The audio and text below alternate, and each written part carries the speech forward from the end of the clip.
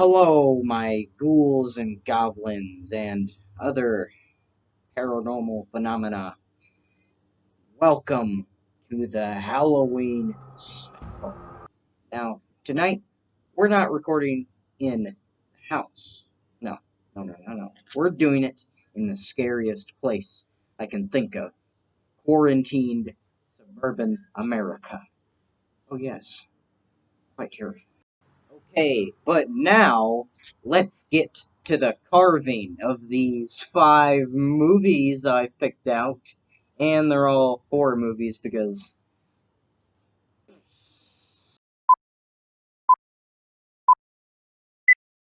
our first movie of the night is, as you can tell, Sleepy Hollow. It's a retelling of the classic Tell. Now, you know the story. Dr. Johnny Depp, visits a weird town, and people are being murdered, but oh no, killer is a guy on a horse, or it's a ghost, or whatever it is. But yeah, it's a solid movie. I don't know what else to say. It's got the Edward Scissorhands guy in it, so if you like Johnny Depp and you like Sleepy Hollow, I would say give it a watch. It's not really much of a horror movie. It has some horror elements, but still solid. So the next movie is much more interesting than the last because it's not very good. It's kind of funny bad, I guess you could say. But the next one, spoilers by the way, is about aliens.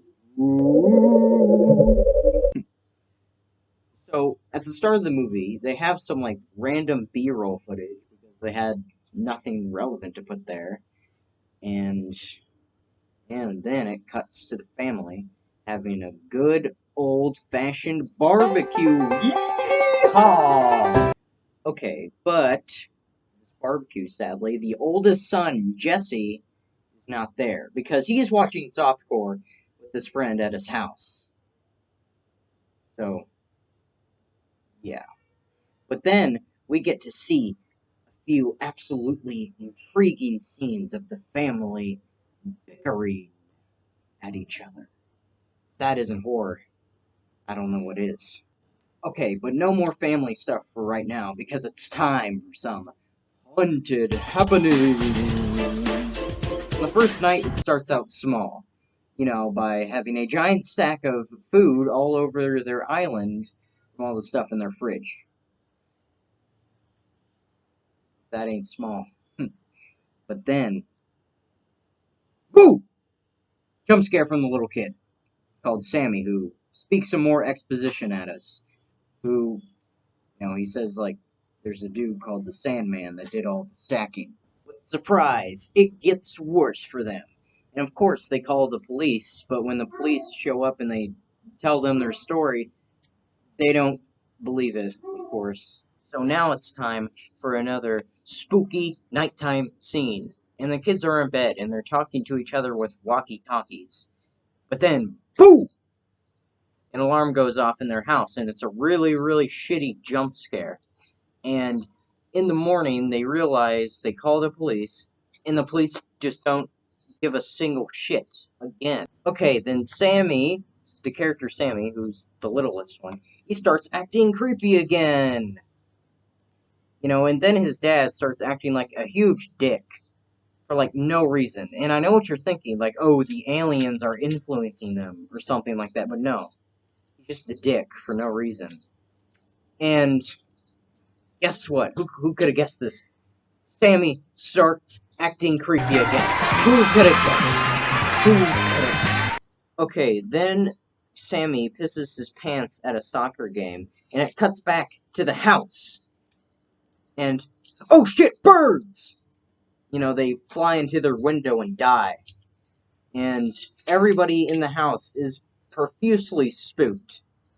Except the audience, of course. But after the birds fly into their window and die, obviously they're really, really spooked about that. They're very scared, as we know.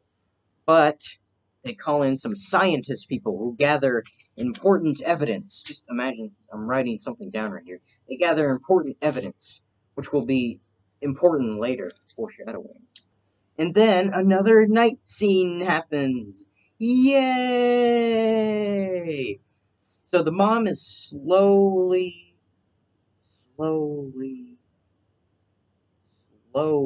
walking around the house. She's doing it very slowly. Boom! It's the rake, except not really. And instead of booking it outside the house, when you just see alien inside your house, instead of doing that, no, she runs back into Sammy's bedroom for some reason. I guess she was just outside of it. And she sees his clothes on the bed, which he presumably got raptured or he got captured by the Sandman or the aliens, but they don't know they're the aliens. So, of course, Sam equals missing, so perform, function, panic, they do. But then they find him outside in his undies, and he doesn't remember what happened to him. Which is just peachy. Then the next day, Jesse is out his bud's house, right? He's at his bud's house. And he kisses a girl first time. So then he's riding his bicycle back home, but then the street lights start going out because spooky. But then we cut back to the mom and dad who are out the house, right? And what do you know? They set up cameras everywhere to protect against kidnappers, I guess. Okay, so then everyone goes to sleep, as people do, except the dad. He's, of course, up all night watching the cameras. And he like wakes up in the morning because he fainted or whatever, and he's checking the cameras. He's like rewinding through the night, and basically he sees static on like one of the cams. Oh, and no jump scare now. Okay, then more weird shit happens. Like the character Sammy, he gets all these like bruises over his body, right? And blah blah blah. Jesse, he has like a seizure in the woods when he's playing with his friend. Okay, so then the dad character, he has like a dream where he goes into Sammy's room and he has no eyes. And Sammy's like saying creepy shit in his dream. And then he wakes up and he checks the camera and he's like, oh my god. And then he's like looking through the static and it gets real close and real quiet. And then boom! Actual jump scare this time with 3 black silhouetted figures. So then, after a bunch of scary shit happens, the dad agrees to see the guy who knows about the aliens, Polaroid, or whatever his name is. And they go to his house, and he says a bunch of shit about, like, aliens and fucking reptilians and insectoids. And of course, they instantly believe him. Like, about everything. Except at, like, one moment where the dad's like, maybe. And he tells them that, like, the fucking aliens, they use implants to fucking control people. But I mean, the dad's still a dick, though, in those earlier scenes where he didn't have, like, the rash that was the implant, so I'm just going to assume he was just a huge dick. So, there's, like, they know what they have to do to fight the aliens. They need to do, like, a last stand sort of thing, right? They board up all the windows, they get a dog, which dogs bark at aliens, apparently. Apparently there's aliens around here because the fucking dog won't stop barking. And also the dad gets a gun, just a straight shotgun, and like the mom, it's then like nighttime, right? So spooky shit starts happening, of course, because at night spooky shit happens. She's slowly walking around the fucking room, right? And the alien, the big black alien, no racist, is just fucking following her like, oh, I'm not gonna attack you. I'm not gonna attack you. I'm just gonna wait for you to notice me. And he even, or she, he puts his hand out and like touches the mom's hair, and she doesn't even notice. She does not notice. And then, boom! Jump scare with door slam. Alien puts the door slam. Okay, so the movie's about the end, and plot twist! it was Jesse who got abducted, not Sammy. Which, they make out that Sammy is the one who's going to get abducted, but no, it's Jesse. So that's the end of the movie. Jesse gets abducted. They I think they keep the same house or whatever, and spooky shit is still happening, but whatever. Who cares? So let's talk about the movie a little bit more. Not about the plot, but about just it as a whole. It's like quality. Here's the main problem. This movie is a total snooze fest. Like, if you are somewhat sleepy, you will not make it through this movie. It's just so boring. When I had to rewatch this movie, it was torture. It was just pure pain throughout the entire thing. Like, I watched that movie over 2 days because of how painful it is to watch. So, at the end of the day, don't watch this movie. But I think the next one is going to be a lot better. Okay, so I know some of you in the audience have probably seen this movie, but I know what you think I'm going to say. So, holy shit! Hallelujah! This movie is amazing, let me tell you. The effects are awesome. Oh my god, the kills are great. The very few kills. I don't think anyone really dies throughout this entire movie, but the kills are some of the weird gory scenes. But holy shit, it is amazing. And there's not going to be any spoilers for this movie right now, because I want you to go watch this movie, which obviously it's Poltergeist 1982. Go watch it, right now. Pause this video right now, go watch it, and then come back. Then we can keep talking.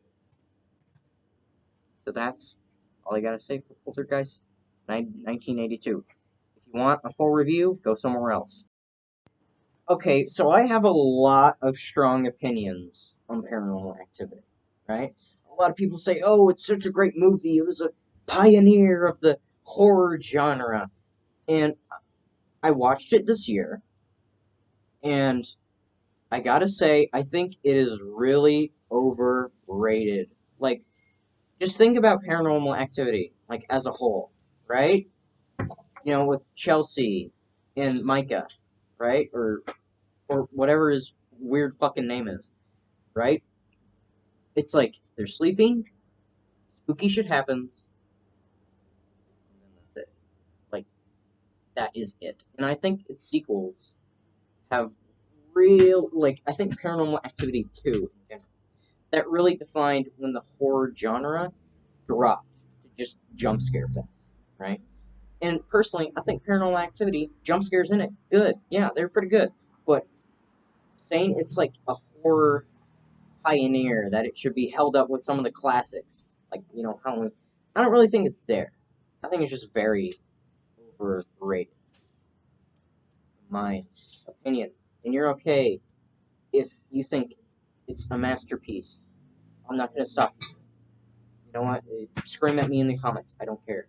I just think it's overrated because there are so many other movies that have just copied it to death. Just did the found footage, spooky shit, demons, whatever. There's so many other movies that have done it, and I think in the modern year that makes it a little bit, stale, kind of like a box of crackers that was in your cupboard for 16 years.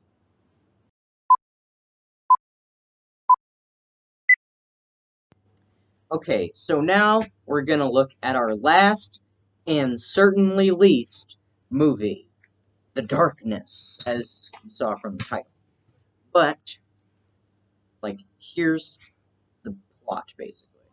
Is they have a family, they have an autistic child, and him being, autistic, he falls into some random ass cavern in the Grand Canyon, and he finds these black stones, black stones that have symbols on them, and he brings them home, and spooky shit starts to happen, right? And the family starts turning on them, and the family starts turning on each other because dark spirits, and also this happens especially to Mikey, who's the autistic child, and his sister, whose name I can't remember. And she is incredibly annoying. Every time she's on screen, you're just thinking in your head, please, for the love of Jesus Christ, shut the fuck up. She is very annoying.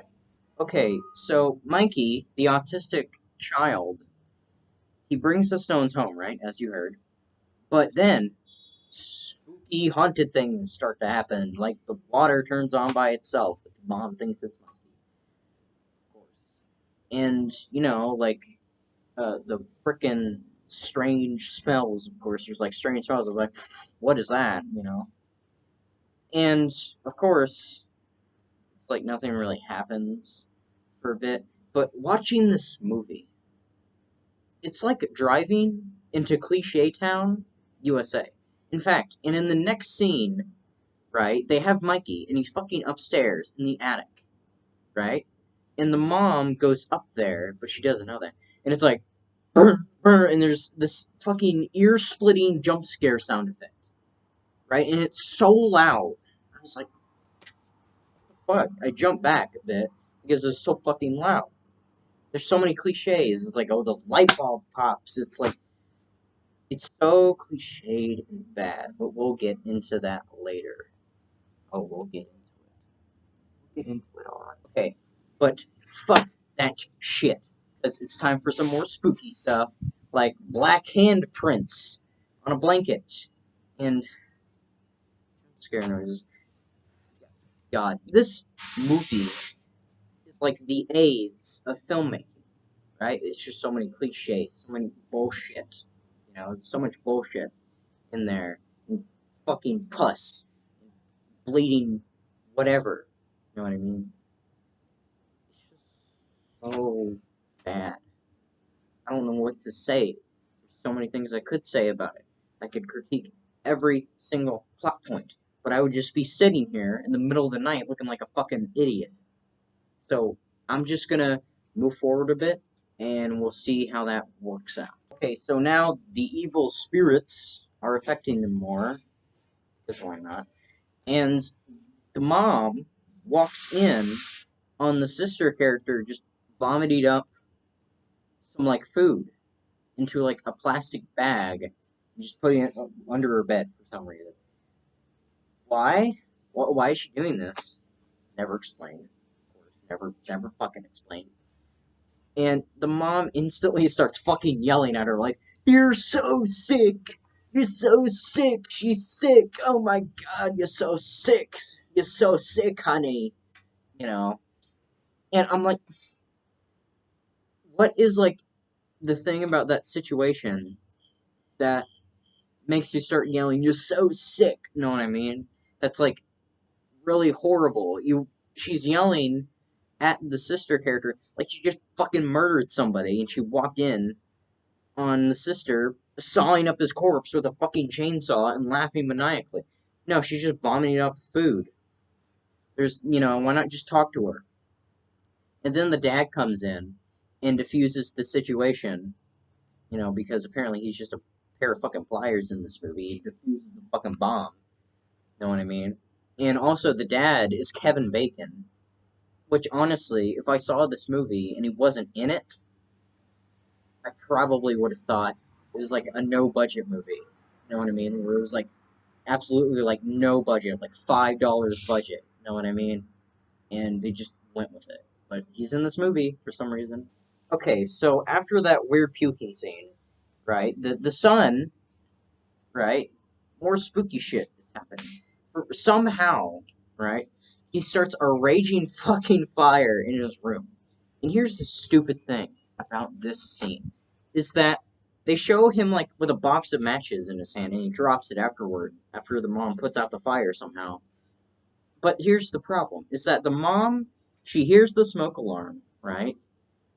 But she walks into the room and it's just like a huge raging fire that's like going up the wall. And I'm like, how did he start that fire without like the smoke alarms going off until now, until it's like fucking huge? where it's like as tall as this kid's dresser, which is like, the dresser is taller than him. You know what I mean? So how did the smoke alarms not go off? And the dad is obviously like, she comes home and he's like, "Oh my God, son, what the fuck are you doing? What are you doing? Like, I'm gonna scold you for starting a goddamn fire in our house." And the mom's like, "Oh, you're being too hard on him, honey. You're being too hard on our son who just lit a fire in our house that could have burned down the entire thing." What? Like, what? What? And later she's like, "How did he get the matches? How did he get the matches?" She's like, "Oh my goodness, he couldn't have climbed up to the cupboard where they keep the matches and gotten them. That's impossible. There was no way this could have happened. There is absolutely no way that this series of events could have concurred. He could have just gotten on a stool while he's trying to grab some fucking Doritos or something, like trying to get a snack, right? Because he was like home alone or something, right? He gets on a stool, sees the Doritos, takes those Doritos, gets the matches, and then lights the fire. Like, it's not instantly fucking paranormal. You know what? Let's just skip to the end, right? Let's just skip to the end. So at the end of the movie, there's this woman. There's this Spanish woman who they're trying to pass off as Navajo, but she clearly isn't. She's Mexican. She even speaks Spanish and uses Christian symbols, like the crucifix. So she comes in here and she knows fucking everything about everything, of course, because all these movies have to have someone who knows everything about everything in these shitty Netflix horror movies. Dark Skies had that too. It also had that every like the guy who knows everything about everything.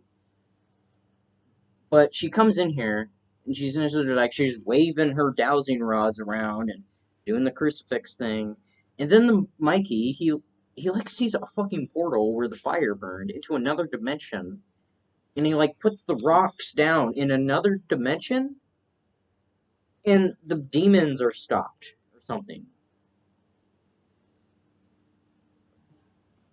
What? I mean, they explained it earlier in the movie, but it's like, the hell? What is going on here? So that's my 2 cents on this movie. Don't watch it. Just don't. Don't watch it. Don't watch it. Just don't. Look me straight in the eye. Look me straight in the fucking cockeye. Okay? Don't watch this movie. You're wasting your time. Don't do it. Okay, so the moral of this story is don't watch Dark Skies or The Darkness. They're both kind of really shitty and cliched. Do watch Poltergeist 1982. Paranormal Activity, watch that if you want. I mean, I don't care. Sleepy Hollow is still solid, by the way. It's still like a solid movie. But I've got some candy to hand out, so happy Halloween, my ghouls and goblins.